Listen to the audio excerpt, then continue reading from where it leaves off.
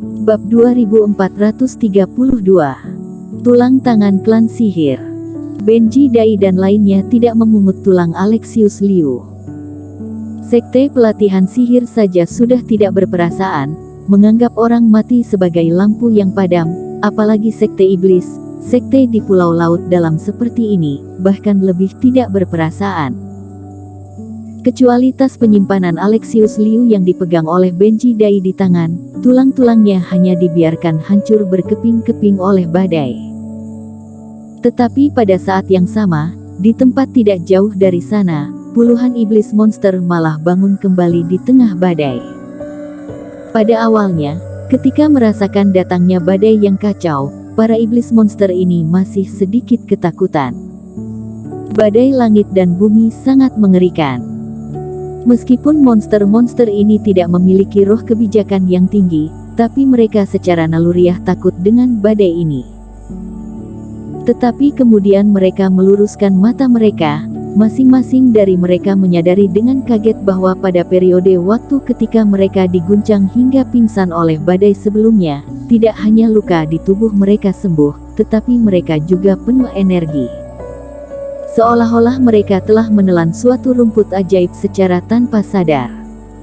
Badai yang terlihat menakutkan di depan mereka pun menjadi tidak begitu mengerikan saat ini.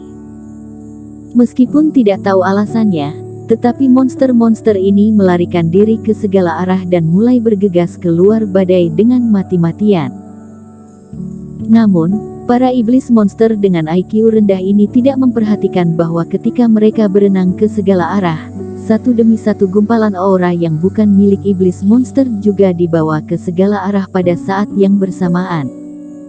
Beberapa jam kemudian, di tempat lain di Laut Badai, lebih dari 10 kultivator fase penilaian sedang mengambang di atas laut. Seekor ular hitam kecil berputar-putar di atas iblis monster yang baru saja mati. Jika Erikin ada di sini, dia pasti akan mengenalinya. Di antara belasan orang, ada 7 orang yang melacaknya di Pulau Selatan. Pendeta geng, bagaimana? Bendriji, pemimpin di antara 7 orang sebelumnya bertanya dengan gugup. Semua orang telah mencari Erikin selama 5 hari di Laut Badai, tetapi tidak menemukan apapun. Hal ini membuat Bendriji yang sebelumnya gagal melacak Erikin cukup cemas.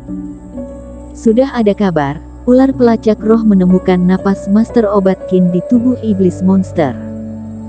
Tampaknya orang ini pernah bertarung dengan iblis monster ini sebelumnya. Di antara kerumunan, seorang lelaki tua dengan rambut perak yang disisir dengan rapi dan mengenakan jubah hijau tua, berbicara dengan ringan.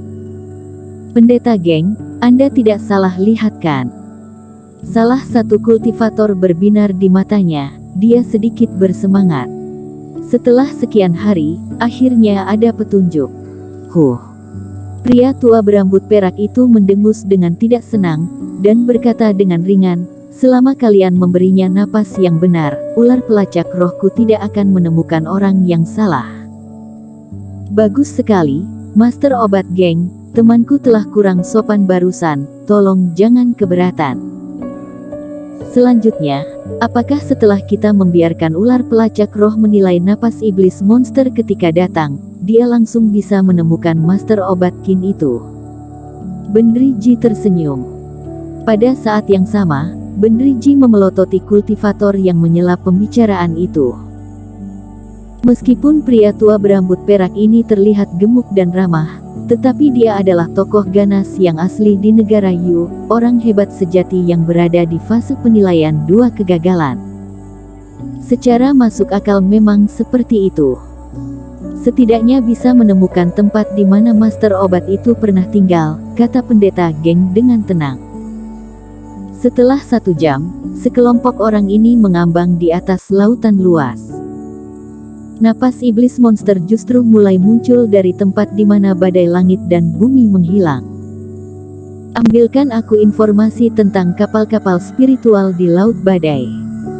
Bendriji memberi perintah, dan bawahannya segera membawa sebuah slip giok kepadanya. Setelah menyelidiki, Bendriji berkata, pendeta geng, hanya ada satu kapal spiritual di arah ini, yang dikendalikan oleh seorang pria bernama Benji Dai, dan lokasi tujuannya adalah arah pegunungan Gunung Sihir sana. Seharusnya kita sudah menemukannya. Pendeta geng tersenyum dingin. Setelah bekerja keras begitu lama, mereka akhirnya mendapat kabar tentang Eric Kin lagi. Tuhan benar-benar tidak buruk padanya. Badai langit dan bumi baru saja berlalu, dan tidak akan ada kedua kalinya dalam waktu singkat. Kecepatan kapal spiritual tidak secepat kita. Semua orang mempercepat. Pangeran membutuhkan harta di tubuh orang ini. Lebih cepat lebih baik, jadi kita pasti harus menangkap orang ini besok. Pendeta geng memberi perintah, dan semua orang setuju serempak. Di kapal spiritual, di dalam kamar, sebuah tulang tangan mengambang di depan Eric Kin. Tulang ini jauh lebih besar dari tulang tangan kultivator biasa, dan teksturnya tidak sebersih batu giok seperti tulang kultivator, tetapi di dalamnya ditumbuhi filamen berwarna darah setebal rambut. Benda ini persis telapak tangan merah yang digunakan Alexius Liu untuk menyerangnya. Hanya saja setelah melakukan pencarian jiwa, Eric Kin menemukan bahwa Alexius Liu telah menyembunyikan benda ini dengan sangat dalam. Benji Dai dan yang lainnya semua tidak tahu bahwa dia memiliki benda tersebut. Jadi meskipun mereka meninggalkan tas penyimpanan, tetapi mereka telah membawa kembali benda-benda di dalamnya serta beberapa benda lain yang menarik bagi Eric Kin. Dan sekarang setelah semuanya sudah tenang, Eric Kin juga punya waktu untuk meneliti benda ini. Sedangkan untuk celah dalam formasi di kamar, berdasarkan pemahaman Eric Kin tentang formasi, dia tentunya bisa membutakan sekte iblis dengan mudah. Ukuran tulang ini tampak seperti tulang klan sihir, kata iblis Fu. Klan sihir. Eric Kin mengangkat alisnya sedikit.